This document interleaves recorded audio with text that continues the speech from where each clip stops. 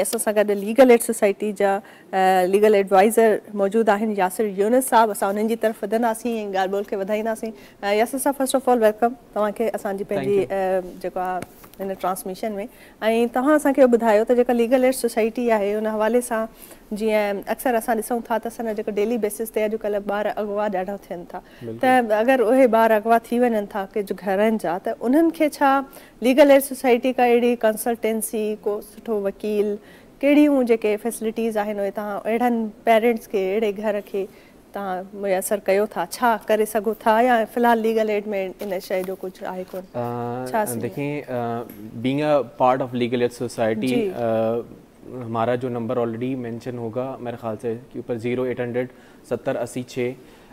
जब हमारे पास कोई ऐसी कॉल आती है या कोई मोस्टली हमारे पास ऐसी भी कॉल्स आई कि भाई हमारा बच्चा, या कोई ऐसे पेरेंट्स जो कि उनको एप्रीहेंशंस हो जाती हैं, कुछ ऐसे बच्चे होते हैं जो समझदार होते हैं, वो आके अपने पेरेंट्स को कहते हैं कि भाई हमें फॉलो किया जा रहा है, या उनको लगता है कि भाई ऐसी एप्रीहेंशंस हैं। हमारे मोस्टली ऐसे इंसिडेंट होते हैं जहाँ पे हमारे पड़ोसी इन्वॉल्व होते हैं या जानने वाले इन्वॉल्व होते हैं, तो हम उनको ये गाइड करते हैं कि अपने बच्चों के जहन में एक चीज़ आप ज़रूर फीड कीजिए, अवेयरनेस पैदा करें, ताकि ऐसा कोई सिम्टम हो या कोई ऐसी चीज़ उनको लगे कि आप आएँ और आपको ऐसी चीज़ फील हो रही हो, तो इमीडिएटली आपको रिपोर्ट करें। आप सिंपल जाके उसको पुलिस थाने में रिपोर्ट करें कि ऐसा कोई आपके अराउंड में ऐसे वहाँ पे ऐसी चीज़ें हो रही हैं। बाकी अगर ऐसा कोई इंसिडेंट हो जाता है तो हम उनको लीगल अवेयरनेस इस तरह देते हैं कि आप कहाँ पे अप्रोच करना है। इससे पहले था कि कुछ हम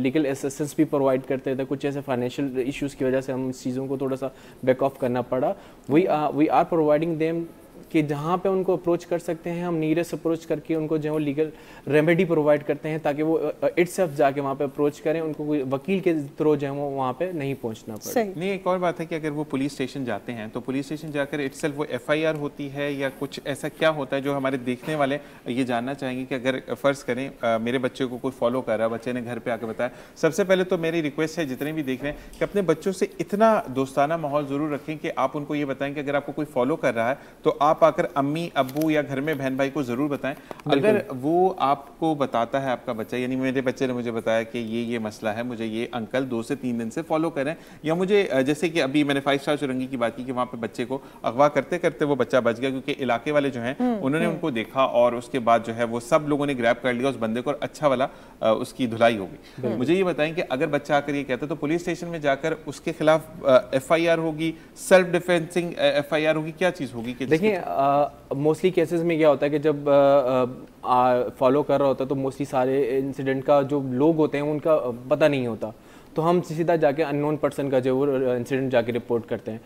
पुलिस उसको नोट डाउन करती है, ठीक है, फिर उसके बाद फॉलोअप किया जाता है, पुलिस जो है वो राउंड करती है, पुलिस की रिस्पॉन्सिबिलिटी है। उसके बाद देखा जाता है कि आया कोई लोकेलिटी में कोई CCTV फुटेज है जिसको निकाल के उसको आइडेंटिफाई किया जा सके, आइडेंटिफाई करके उसको पकड़ा जाता है। एक मेन ये चीज़ होती है, आते हैं वो इंसिडेंट रिपोर्ट होता है, इंसिडेंट रिपोर्ट होकर फिर जितने भी वहाँ पे लोकेलिटी में जो चीज़ें उनको ट्रैक कर सकती हैं, जो उनको निकाल सकती हैं, वो CCTV फुटेज भी हेल्प आउट करते हैं, या लोकेलिटी में उनसे कंफर्म किया जाता है। जैसे हम गश्त होता है पुलिस का, वो गश्त होता है, उनसे इन्फॉर्मेशन रिक्वायर की जाती है, फिर उसको कोशिश की जाती है उस बंदे को अप्रोच किया, उसको पकड़ा जाए। जबरदस्त, बहुत अच्छी चीज़ के एक चीज़ और मैं कहूँगा कि जब पेट्रोलिंग हो रही होती है, यानी आपकी पुलिस जो है वो गश्त कर रही होती है, और अगर वो आपको चेक करती है तो प्लीज़ आप उसको अपनी, अगर आपके पास कोई प्रॉब्लम नहीं है, जैसे बाग खुद ड्राइव करके आती है, तो एक चीज़ मैं बोलूँगा कि बाग अगर आपको कोई चेक करता है, फीमेल पुलिस आके चेक करती है, तो अगर आपके पास कोई प्रॉब्लम नहीं है, कोई चीज़ आप ऐसा वेपन कैरी नहीं कर रही है जो कि अनलीगल है, तो आपको चेक कराने में क्या प्रॉब्लम है? तो मैं अक्सर ये देखता हूँ कि लोग जो हैं वो रास्ते में खड़े हुए गलत बयानी कर रहे होते हैं या बदकलामी कर रहे होते हैं, तो ये भाई आपकी भी जिम्मेदारी है कि अगर आपने इस चीज़ों को रोकना है तो पुलिस के साथ ताउन करना। बिल्कुल ऐसा ही है। और पूरा शहर का जो निज़ाम होता है वो सिर्फ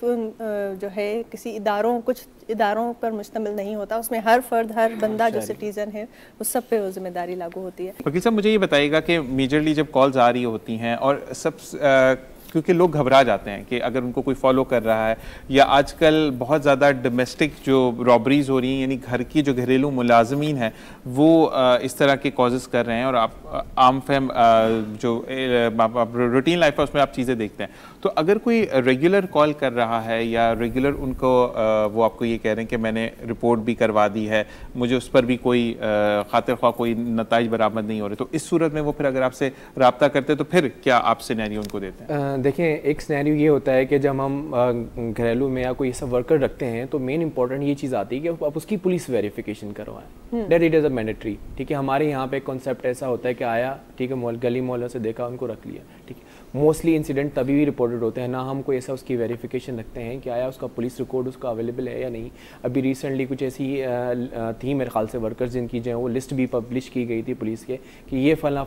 जो वर्कर्स हैं जो कि इन्वॉल्व हैं सच काइंड ऑफ इंसिडेंट्स में। तो बेहतर है कि आप जिनको भी हायर कर रहे हैं या रख रहे हैं अपने घर के काम के लिए, आप एक उसकी बेसिक वेरिफिकेशन कर लें। उसके लिए कोई इतना कोई आता नहीं, आप उसका सनाइसी लें, जाके थाने से वेरिफिकेशन कर लें। हाँ, कोई ऐसा इंसिडेंट आपके घर में हो चुका है, आपको पुलिस तावन नहीं करती, तो हम इमीडिएटली उनको रश करते हैं कि आप उनकी हायर अथॉरिटीज़ के ऊपर जाएं, आप एसएसपी सेल के पास जाएं, आप डीएसपी के पास जाएं। अगर फॉर सपोज अगर ऐसे आपका कंसर्न जो